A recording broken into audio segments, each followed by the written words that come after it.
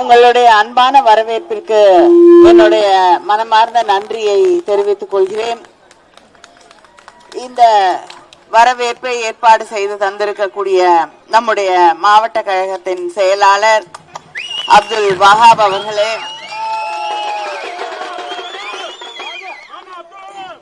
இந்த மாவட்டத்தின் பார்வையாளர் கான்ஸ்டன்டைன் ரவீந்திரன் அவர்களே, திருநெல்வேலி சட்டமன்ற தொகுதி பார்வையாளர் பேச்சி பாண்டியன் அவர்களே, மாநில சிறுபான்மை நல உரிமை பிரிவு முன்னாள் தலைவர் நம்முடைய முன்னாள் அமைச்சர் மரியாதைக்குரிய அண்ணன் TPM மைதீன் கான் அவர்களே, தலைமை செயற்குழு உறுப்பினர் லக்ஷ்மணன் அவர்களே, மாநில மகளிர் தொண்டர் அணியின் துணை செயலாளர் விஜிலா சத்யானந்த் அவர்களே, மானூர் மேற்கு ஒன்றிய தேர்தல் பொறுப்பாளர் கிரிஜா குமார் அவர்களே, மாநகர துணை செயலாளர் அப்துல் கயூம் அவர்களே, நெல்லை பேட்டை கிழக்கு பகுதி தேர்தல் பொறுப்பாளர் கிட்டு என்கிற ராமகிருஷ்ணன் அவர்களே, மானூர் தெற்கு ஒன்றிய பொறுப்பாளர் மாநகராட்சி துணை மேயர் KR ராஜு அவர்களே, நெல்லை பேட்டை மேற்கு பகுதி தேர்தல் பொறுப்பாளர் VK முருகன் அவர்களே, தச்சநல்லூர் பகுதியின் பொறுப்பாளர் SV சுரேஷ் அவர்களே, சங்கர் நகர் பேரூர் தேர்தல் பொறுப்பாளர் தர்மன் அவர்களே, ராமையன்பட்டி ராஜவள்ளிபுரம் ஊராட்சி தேர்தல் பொறுப்பாளர் வேலவன்குளம் கண்ணன் அவர்களே, முன்னாள் ஒன்றிய கழக செயலாளர் ஆகா மணி அவர்களே, ஒன்றிய கழகத்தின் செயலாளர் அருள்மணி அவர்களே, இந்த நிகழ்ச்சியிலே கலந்து கொண்டிருக்கக்கூடிய நம்முடைய கூட்டணி இயக்கங்களை சார்ந்த நிர்வாகிகளே, திராவிட முன்னேற்ற கழகத்தின் மூத்த முன்னோடிகளே, முன்னணி செயல் வீரர்களே, சகோதரர்களே, சகோதரிகளே, நம்முடைய அன்பு தலைவர் கலைஞரின் உயிரினும் மேலான அன்பு உடன்பிறப்புகளே, உங்கள் அத்தனை பேருக்கும் என்னுடைய வணக்கத்தை நன்றியை தெரிவித்துக் கொள்கிறேன். இந்த பகுதியில் இருக்கக்கூடிய அத்தனை பேரும் நம்முடைய வேட்பாளர் நம்முடைய முதலமைச்சர் அண்ணன் தளபதி அவர்கள் தேர்ந்தெடுத்து உங்கள் கைகளிலே ஒப்படைத்திருக்கக்கூடிய வேட்பாளர் சுப்பிரமணியம் அவர்களுக்கு மிகச் சிறப்பாக பணியாற்றி கொண்டிருக்கிறீர்கள். அதே ஆர்வத்தோடு உங்களுடைய பணிகளை நீங்கள் தொடர வேண்டும். மிகப்பெரிய வெற்றியை நம்முடைய முதலமைச்சர் அண்ணன் தளபதி அவர்களுக்கு உதயசூரியன் சின்னத்திலே வாக்களித்து நீங்கள் பெற்று தர வேண்டும் வேண்டும் வேண்டும் என்று உங்களை எல்லாம் வேண்டி கேட்டுக்கொள்கிறேன். இங்கே இருக்கக்கூடிய அத்தனை பேருக்கும் நன்றாக தெரியும், நாம் மக்களை சந்தித்து வாக்கு கேட்கும் பொழுது நம்முடைய முதலமைச்சர் அண்ணன் தளபதி அவர்களுடைய பெயரால் வாக்கு கேட்கும் பொழுது மக்களுக்கு தந்திருக்கக்கூடிய வாக்குறுதிகளை எல்லாம் நிறைவேற்றி தந்திருக்கிறோம் என்ற அந்த பெருமையோடு, அந்த மகிழ்ச்சியோடு, அந்த உரிமையோடு உங்களிடம் ஓட்டு கேட்கிறோம். இங்கே இருக்கக்கூடிய சகோதரிகள் எல்லாம் இந்த நிகழ்வுகளிலே மகிழ்ச்சியோடு கலந்து கொண்டிருக்கிறார்கள் என்றால் அவர்கள் நம்முடைய முதலமைச்சர் அவர்கள் தந்த வாக்குறுதி மகளிர் உரிமை தொகை 1000 ரூபாய் என்ற அந்த வாக்குறுதியை நிறைவேற்றி தந்திருக்கிறார்கள் என்ற அந்த மகிழ்வோடு இந்த நிகழ்ச்சியிலே கலந்து கொண்டிருக்கிறார்கள். வரக்கூடிய திராவிட மாடல் 2வது கட்ட ஆட்சியிலே அந்த 1000 ரூபாய் என்பது 2000 உயர்த்தி வழங்கப்படும் என்ற அந்த நம்பிக்கை உங்களுக்கு இருக்கிறது. அந்த உறுதியோடு இந்த நிகழ்ச்சியிலே கலந்து கொண்டிருக்கிறீர்கள்.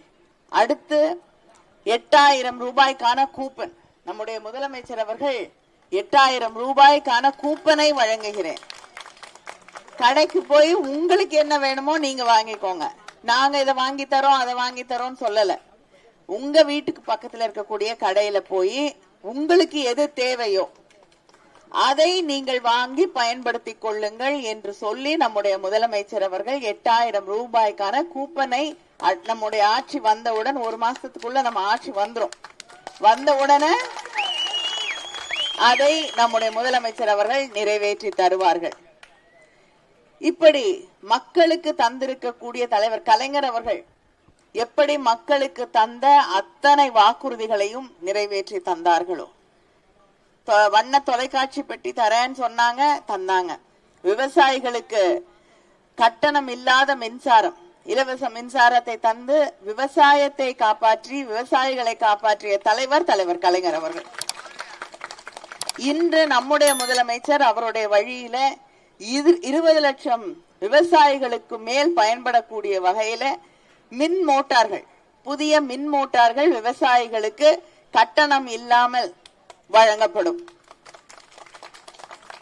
இப்படி விவசாயிகளுக்கு, தொழிலாளர்களுக்கு என்று தொடர்ந்து பணியாற்றி கொண்டிருக்கக்கூடிய ஆட்சி திராவிட முன்னேற்ற கழக ஆட்சி. ஆனா நமக்கு எதிராக நிற்கக்கூடிய அதிமுக யாரோடு கை கோர்த்து கொண்டு நிக்குது? பிஜேபியோட. 100 நாள் வேலை திட்டம், அது யாருக்கும் சம்பளமும் ஏறதில்ல. 100 நாள் வேலை வழங்கி அந்த பயிற்சி கொடுக்கக்கூடிய அந்த 6 மாசத்துல அவங்களுக்கும் மாதம் 1500 ரூபாய் தருகிறேன் என்று சொல்லக்கூடிய முதல்வர் நம்முடைய முதலமைச்சர். இந்த பகுதியில் இருக்கக்கூடிய மக்களுக்கு கல்விங்கிறது ரொம்ப முக்கியமான விஷயம். இதுல மிகப்பெரிய அளவுல நம்முடைய முதலமைச்சர் கொண்டு வந்த நான் முதல்வன் திட்டம், அந்த திட்டத்தின் வழியாக இங்க விக்ரமசிங்கபுரத்துல இருக்கக்கூடிய ஒரு மாணவன் சுப்பிரமணிய பாரதின்னு அவங்க அம்மா அவருக்கு ரொம்ப அழகான ஒரு பெயரை வைத்திருக்கிறார். அந்த இளைஞன், அவங்களுடைய அப்பா செங்கல் சூளையிலே வேலை செய்யக்கூடிய ஒருவர், ரொம்ப கஷ்டப்பட்ட குடும்பம். அவங்க அப்பாவுக்கு வருமானமே பெருசா கிடையாது. நம்ம அரசு பள்ளியில தான் படிச்சாரு, தமிழ் வழி கல்வியில தான் படிச்சிருக்காரு. படிச்சுட்டு நம்முடைய முதலமைச்சர் கொண்டு வந்த நான் முதல்வன் திட்டத்தின் வழியாக IAS IPS பரீட்சைகள்லாம் அதை எழுதுவதற்கான UPSC தேர்வுகளை நம்ம அரசாங்கம் கொடுத்த பயிற்சியால சாதாரண பிள்ளைங்க இந்த IAS அதிகாரியா IPS அதிகாரியா போகணுங்கிறதுக்காக முதலமைச்சர் கொண்டு வந்த நான் முதல்வன் திட்டத்தின் வழியாக பயிற்சிகள் வழங்கப்பட்டு, அதுக்கு மேல இருக்கக்கூடிய பயிற்சிகள், அந்த பரீட்சையை பாஸ் பண்ணிட்டு அவர் சென்னையில போய் அடுத்த கட்ட பயிற்சிகளுக்காக சென்னையில போய் இருந்து அங்கே ஒவ்வொரு மாசமும் பயிற்சி கொடுக்கும் போது அவருக்கு 7500 ரூபாயை தந்த முதலமைச்சர் நம்முடைய முதலமைச்சர், நம்முடைய தளபதி அவர்கள். அவர் ஒரு பேட்டியில சொல்றாரு, அந்த மாணவர் சுப்பிரமணிய பாரதி, எங்க அப்பாவுக்கு பல மாதங்கள் சம்பளம் கூட 7500 ரூபாய் இல்ல, ஆனா எனக்கு பயிற்சி அளிக்கும் பொழுது 7500 ரூபாய் தந்த முதலமைச்சர் எங்களுடைய முதலமைச்சர். இன்னைக்கு அந்த தேர்வுகளை அவர் பாஸ் பண்ணிட்டு IAS ஆக போறார். இந்த பகுதியிலே இருந்த ஒரு செங்கல் சூளையிலே வேலை செய்யக்கூடிய ஒருவருடைய மகன் சுப்பிரமணிய பாரதி இன்னைக்கு IAS அதிகாரியாக இந்த ஊருக்கே கலெக்டராக கூட வரக்கூடிய வாய்ப்பு உருவாக்கி தந்திருப்பது நம்முடைய ஆட்சி, நம்முடைய திராவிட மாடல் ஆட்சி. ஆனா நம்ம பிள்ளைங்க படிக்க கூடாது, நம்ம பிள்ளைங்க படிச்சா டாக்டர் ஆக கூடாது, நீட் பரீட்சைகளை கொண்டு வருவாங்க. நம்ம பிள்ளைங்க படிக்கிறதுக்கு எதிரா தேசிய புதிய கல்விக் கொள்கையை கொண்டு வரக்கூடியவர்கள். நீ ஹிந்தி படிக்கலன்னா நான் உனக்கு தமிழ்நாட்டுக்கு தர வேண்டிய, பிள்ளைகளுக்கு படிக்கிறதுக்காக கொடுக்க வேண்டிய நிதி 3600 கோடிக்கு மேல நிறுத்தி வைத்துக் கொண்டிருக்கக்கூடிய ஆட்சி பிஜேபி. ஆனா அதை எதிர்த்து ஒரு வார்த்தை கேள்வி கேட்காம அவங்களோட கூட்டணி வைத்திருக்கக்கூடியவர் எடப்பாடி பழனிசாமி. இணக்கமா இருந்தா திட்டம் கொண்டு வருவோம்ன்றாரு. என்ன திட்டம் கொண்டு வந்தாரு? தமிழ்நாட்டுக்கு எதிரான திட்டங்களை மட்டும்தான் எடப்பாடி கொண்டு வந்திருக்காரு. அவருக்கு சொந்தமா ஏதாவது திட்டம் கொண்டு வந்திருப்பாரு. அவர வழக்கில இருந்து காப்பாத்துறதுக்கு நிறைய திட்டங்களை கொண்டு வந்திருப்பாரு. அவர் எப்பயுமே ஒரு திட்டம் வச்சிருப்பாரு. யாராவது காலில் விழுந்து ஆசீர்வாதம் வாங்குறாங்க அப்படின்னு ஆரம்பிச்சாருனாலே அவங்க பத்திரமா இருக்கணும். ஏன்னா அம்மையார் சசிகலா அவர்களுடைய காலில் விழுந்துதான் பதவி வாங்கினார் இல்லையா? அவரே சொல்றாரு, பெரியவங்க காலில் விழுந்தா என்னன்னு, நீங்க விழுங்க, ஆனா விழுந்த உங்க காலை கொஞ்சம் பத்திரமா விடணும்ல. அந்த கால் எந்த கால் உங்களுக்கு ஆசீர்வாதம் கொடுத்ததோ, இன்னைக்கு அந்த காலுக்கே அதிமுக அலுவலகத்துல இடம் இல்லைன்னு பண்ணிட்டீங்கல்ல. இன்னைக்கு அவங்களாலே உள்ள வர முடியல, அதிமுக அவங்களுக்கு இடம் இல்லை என்று அந்த அம்மையாரே வருத்தப்படக்கூடிய வகையிலே அவர்களுடைய காலையே வாரி விட்டுருக்கீங்க. கூட இருந்த ஓபிஎஸ் அம்மையார் ஜெயலலிதா உண்மையாகவே நம்பியது அவரைத்தான். அவங்க பதவி இறங்கிய போதெல்லாம் அவரை தான் ஆட்சி பொறுப்புல வச்சாங்க. இன்னைக்கு அவருக்கு அங்க இடம் இல்லை. அவரே தமிழ்நாட்டை காப்பாற்றணும்னா தளபதியால மட்டும்தான் முடியும்னு சொல்லி நம்மோடு தன்னை இணைத்துக் கொண்டிருக்கிறார். இப்படி தன்னை காப்பாற்றியவர்கள், தன்னோடு இருந்தவர்கள் அத்தனை பேருக்கும் துரோகம் செய்யக்கூடிய ஒருவர் தான் எடப்பாடி பழனிசாமி. அவரை பத்தி அவர் கூட்டணியில இருக்கக்கூடியவர்கள் எல்லாம் என்னென்னவோ பேசியிருக்காங்க. அவர் கூட இருக்கிறதுக்கு பதிலாக தூக்கு போட்டுக்கலான் இருக்காங்க. அவரை பத்தி நாங்கெல்லாம் சொல்லாத வார்த்தைகளை சொல்லி அவரை ஏளனமாக பேசியவர்கள், குறைத்து பேசியவர்கள் தான் இன்னைக்கு அவரோட கூட்டணியில் இருக்காங்க. இப்படிப்பட்ட ஒரு கூட்டணி, தமிழ்நாட்டுக்கு தொடர்ந்து துரோகம் செய்யக்கூடிய ஒரு கூட்டணி, இந்த தமிழ்நாட்டை டெல்லியிலே போய் அடகு வைக்கக்கூடிய ஒரு அதிமுக, இன்னைக்கு அதிமுக அதிமுகல இருந்து அமித்ஷா திமுகன்னு சொல்லக்கூடிய அளவுக்கு வந்துருச்சு.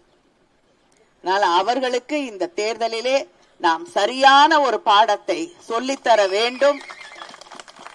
ஒன்றிய அரசாங்கம் டெல்லியிலிருந்து தமிழ்நாட்டுக்கு கொடுக்க வேண்டிய நிதியை கொடுக்கறதே இல்லை. பிரதமர் வீடு கட்டும் திட்டம் பாத்திருக்கீங்களா? மோடி வீடுன்னு சொல்லுவீங்க, ஆனா அந்த வரல. ஆனா கட்டி கொடுத்த வீடெல்லாம் அவர் பேர்ல கட்டி கொடுத்திருக்காங்க.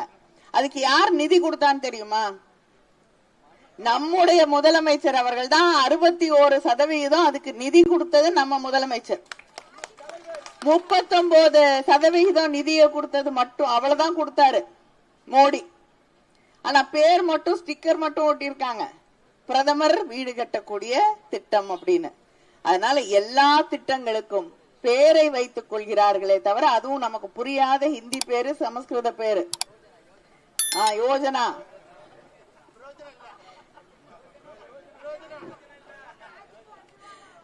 நான் முதல்ல தூத்துக்குடியில போய் ஒரு திட்டம் இருந்தது, என்னவோ எனக்கு புரியல என்னன்னு, ரொம்ப கஷ்டப்பட்டு படிச்சேன். பிரதான் மந்திரி சடக் யோஜனான்னு, அது என்னன்னு புரியல. அப்புறம் போய் கேட்டேன், இப்படி இது என்ன அர்த்தம்னு.